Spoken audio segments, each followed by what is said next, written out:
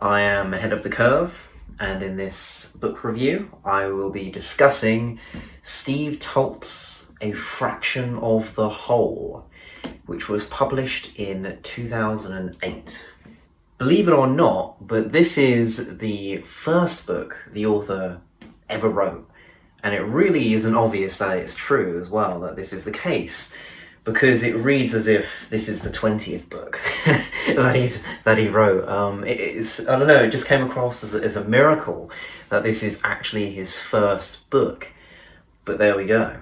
To briefly explain the narrative, the story, this is about an Australian family. Each person in this family has a really unique story to tell. And in a way, I don't know if this is kind of the purpose of the title, but they all kind of contribute their own fraction to the overarching story. And that's kind of what happens. They all come together, these multiple arcs, these story arcs, they come together as the book evolves throughout the story.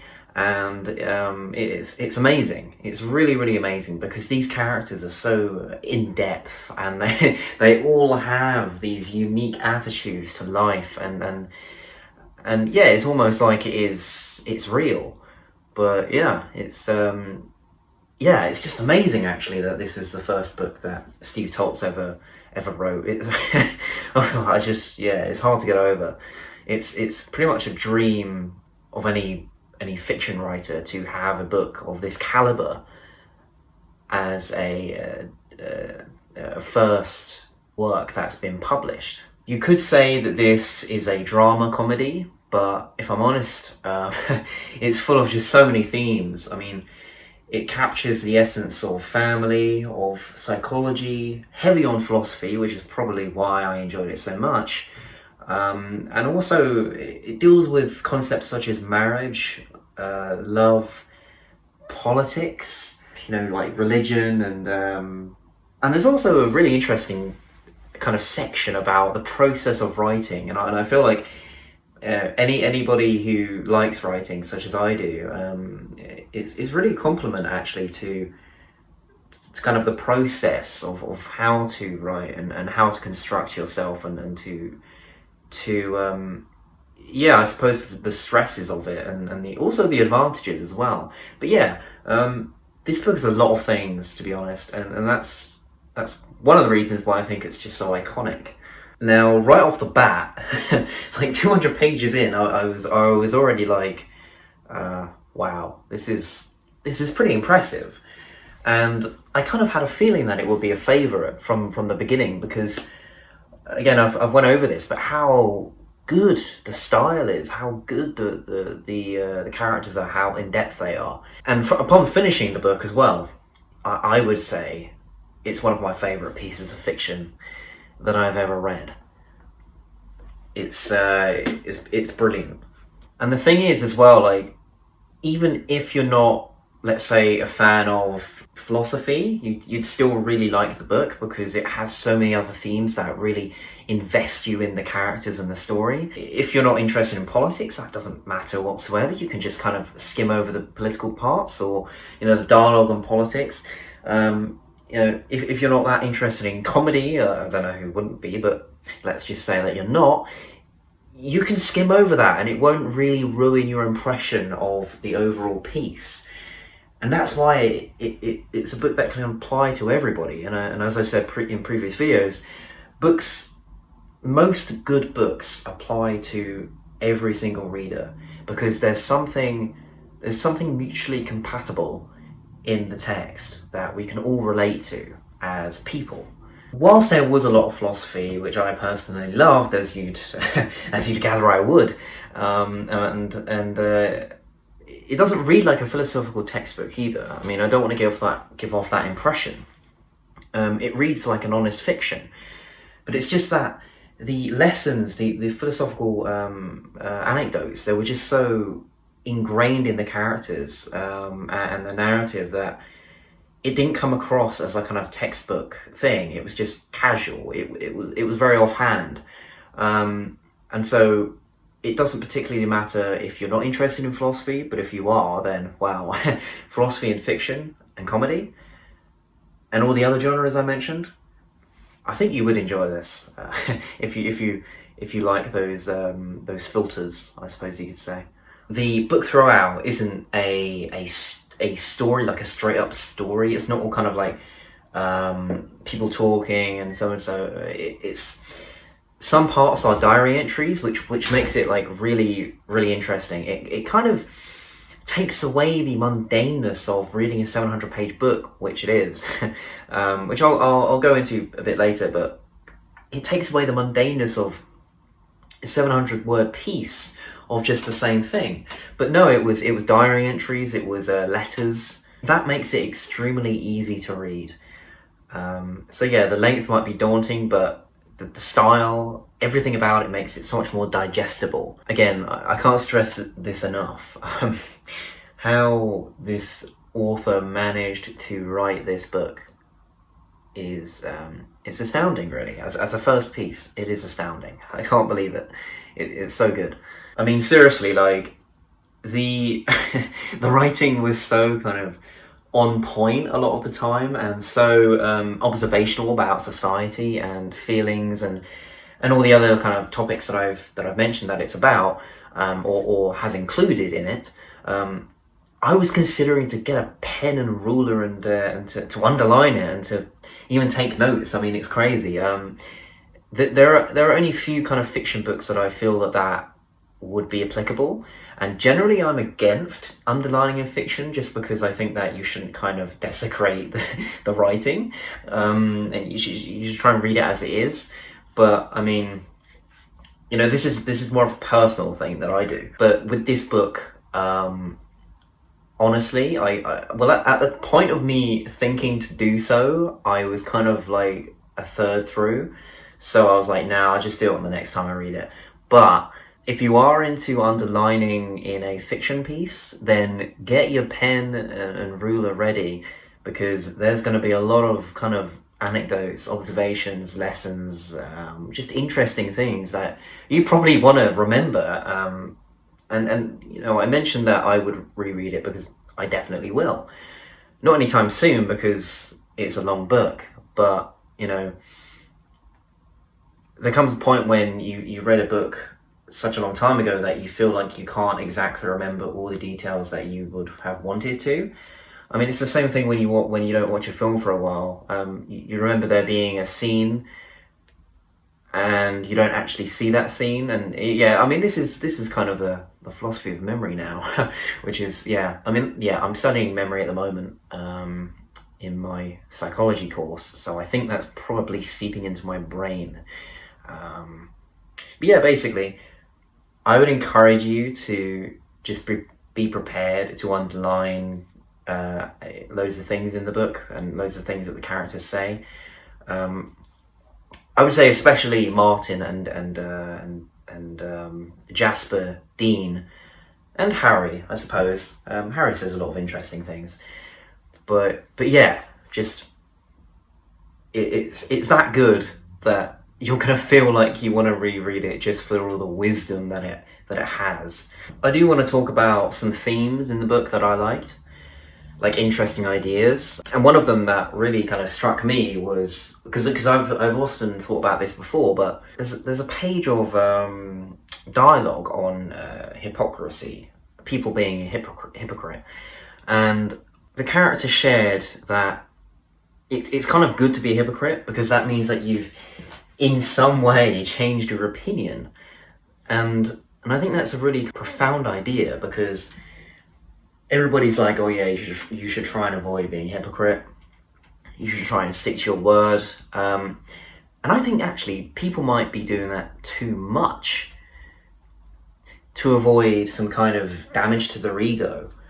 So it did get me thinking, because as I mentioned, I have thought about the philosophy of being a hypocrite and things like that. It is actually a positive thing sometimes to admit that you've changed your view on something. I mean, especially when it's something like political or some kind of personal belief. Now, obviously the reason why we don't change our opinions very much is because it will crumble the foundation of which we live on. because you don't want to do that, really. I mean, when you crack the ice of the layer that you stand on, you're going to fall in. And so not a lot of people like to expose their own hypocrisy, and especially not exposing it in front of anyone else. But I think what I learned on that page was that it's okay to change your mind. It's okay to be a hypocrite sometimes, because not only do I usually admit this, but everybody is a hypocrite in their own way. I mean, how many doctors smoke? How many people give advice that their previous self didn't follow, and even themselves don't follow at the present time? It's okay to be a hypocrite, as long as you're not actively being a disingenuous person. Yeah, you want to try and avoid that. So just a note on the point about the page count. It might put you off. 700 pages, I mean, to be exact, 711, I believe.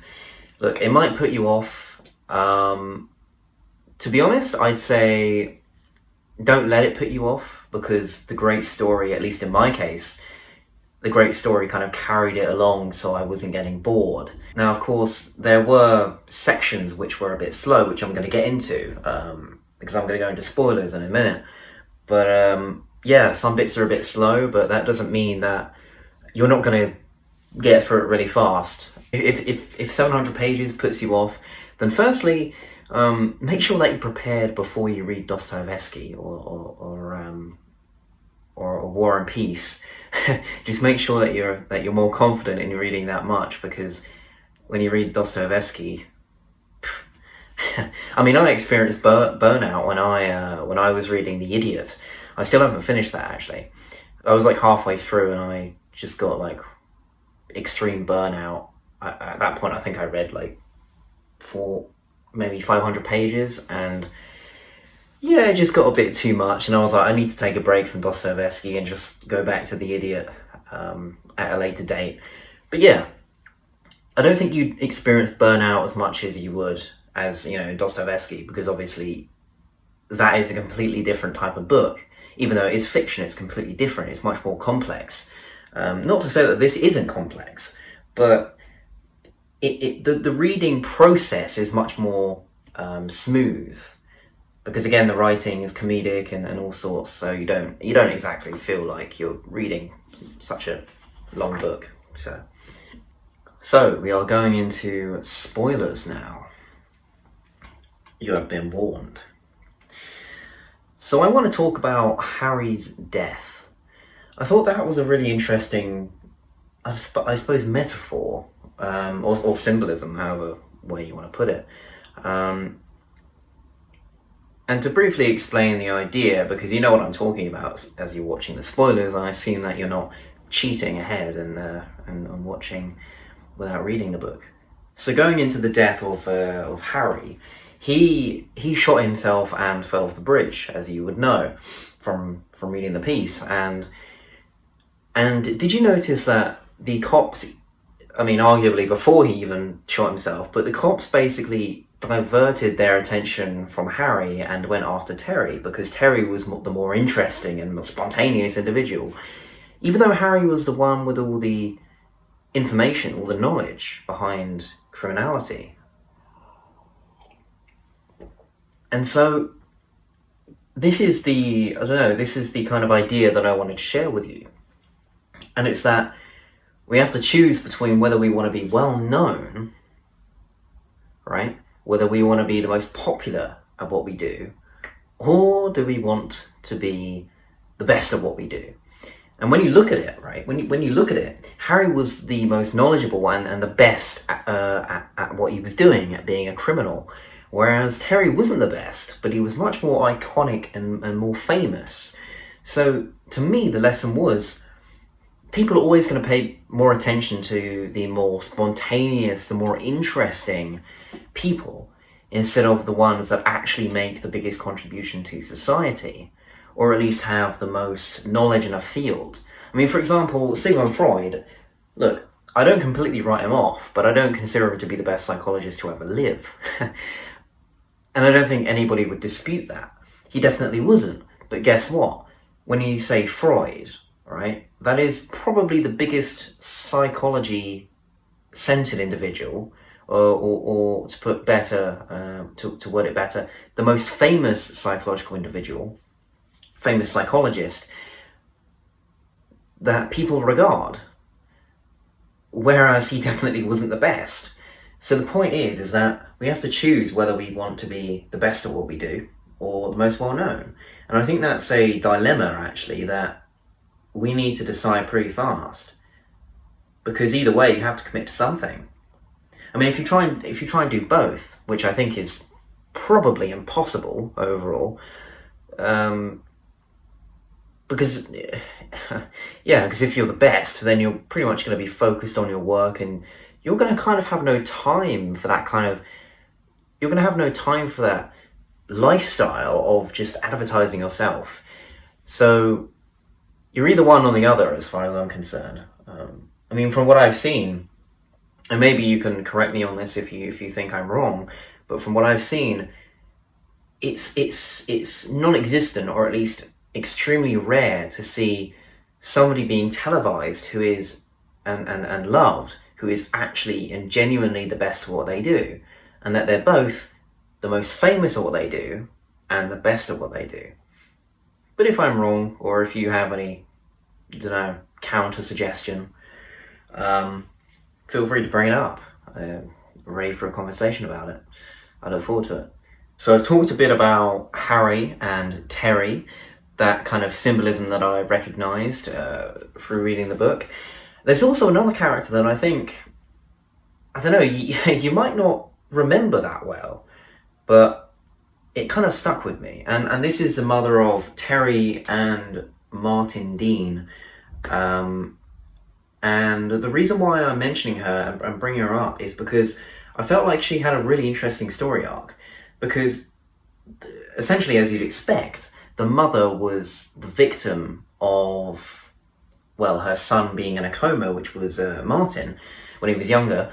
And I felt like she was one of the biggest victims, actually, because she had to read to Martin, and she voluntarily did, but, I don't really like the whole thing of a mother should be this and a mother should do that, or that isn't, I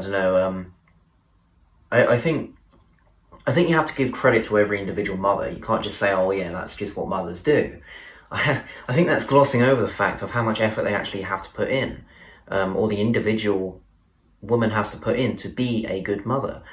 And so, from an individual perspective, she was doing what she could to be the best mother possible. And it's interesting to see how her mind kind of got corrupted, because, as you know, Terry and Martin kind of proceeded to be not really that good of a positive status in Australia when they got older.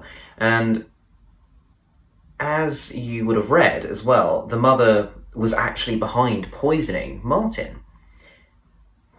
Why? Well, because someone bibbing.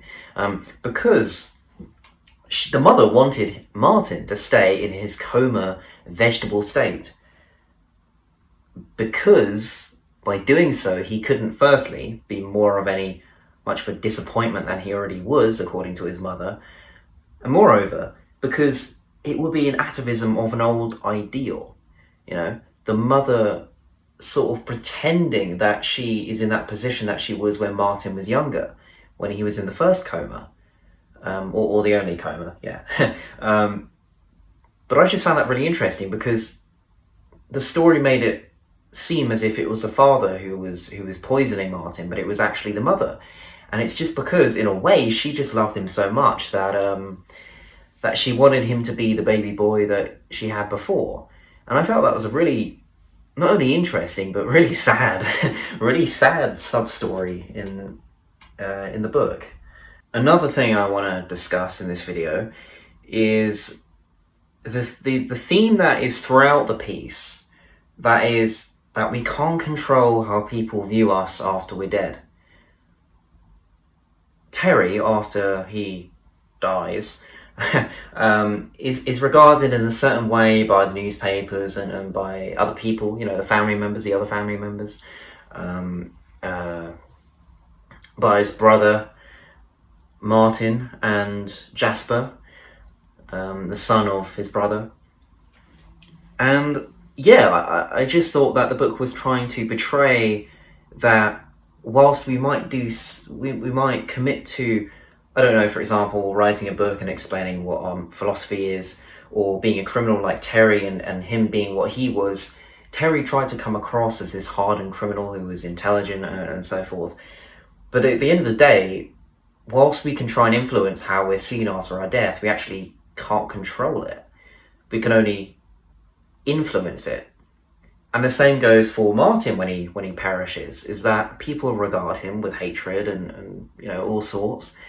And whilst he, his manifesto was out there, his diary was out there, you can't control people really caring about how you want to be seen as well. So many people might have autobiographies, but people might just not read them and just say what they want about you, really. I would also add, though, that you don't necessarily need to care about what people think if they're not willing to actually go into the effort of looking up the truth. But that's the thing. What is the truth? What is the truth behind what somebody actually is? 99% of our processing is unconscious. So it's arguable that we don't even know ourselves, let alone what we want or what anybody else is as a person. And so I think that, again, I just enjoyed this entire theme of you can write a book, you can say what you want to say, but beyond death there's no control over how you want to be seen or how you want things to actually be. You can just kind of nudge things forward, You can just nudge. You can just influence the people who exist after you cease to exist. I don't know. Yeah, I'll leave you with that idea. Yeah. So obviously, I think it's appropriate to also give recognition to the plot line that Terry never actually died. So I was a fan of this. When I read books, fiction books, I don't particularly try and look ahead and guess what's happening unless it's the kind of book that you would do that. But I like to just, follow the story where it leads. I don't really like to hypothesize because it's like what I was saying last week, actually, about, I think I was talking about films and about just that, I don't want to watch trailers. I don't want the experience to be ruined by any preconceptions.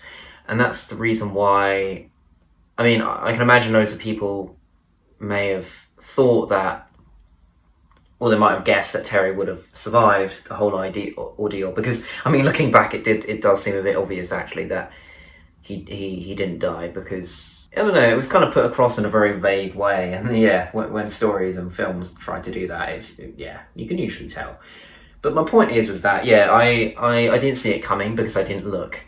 I didn't look forward enough to expect such a thing. But I would also like to know what you thought about that twist, though. If you thought that was good, if it was bad, and if the book went downhill for you in any way. Because, as I'm going to discuss next, for me there was one tiny bit that I felt was a bit out of place, or not out of place, but maybe unnecessary. And this was in the last 100 pages where Caroline and Eddie died from the cult kind of group thing. I don't know. I found this section to be a bit of, especially not as interesting as the other parts. But I just felt like it was. I don't know really how to put it. It's not that it was bad. It was just maybe the weakest part of the book. It just felt a bit abrupt. I suppose you could put it that way. It just felt a bit abrupt overall. But when it comes to criticisms, I can't say that I really have any big criticism. That's why I gave it 5 stars on Goodreads. I honestly think this is a brilliant piece with no real disadvantage apart from the length. But the length of the story depends on what it tells. And of course, sometimes films, books, they go ahead of their due date, I guess, or they go over their runtime, maybe, is the way to put it. But I felt like everything was more or less, it suited itself or being there, you know. It wasn't completely pointless. Nothing I'd say actually was completely pointless, because in some books, actually in quite a lot, and this is something I really don't like, it's filler. Okay, I think I've talked about this before, but I really don't like filler whatsoever. But I feel like this is a book that barely has any filler whatsoever. This is a very relevant piece. And when I say relevant, I just mean, well, I mean in real life you could say that it's relevant, but also every single word feels like it has its place, basically. It all contributes to the bigger picture, or should I say the full fraction of the whole. So I ended up finishing the book in, I don't know, about a week. Yeah, like maybe less than a week, maybe 6 days or something.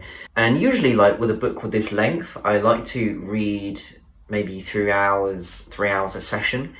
Now this is just because it's a long book and I don't want to be too far behind in these reviews, and also just my schedules. I basically just got through this book really quickly because of how smooth the story is and how immersive it is, how great it is.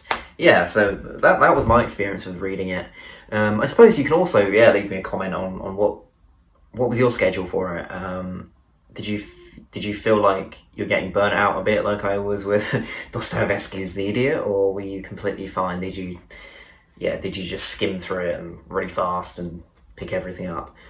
I don't want to drone on too long about this book, even though I have loads more ideas and things I would potentially discuss.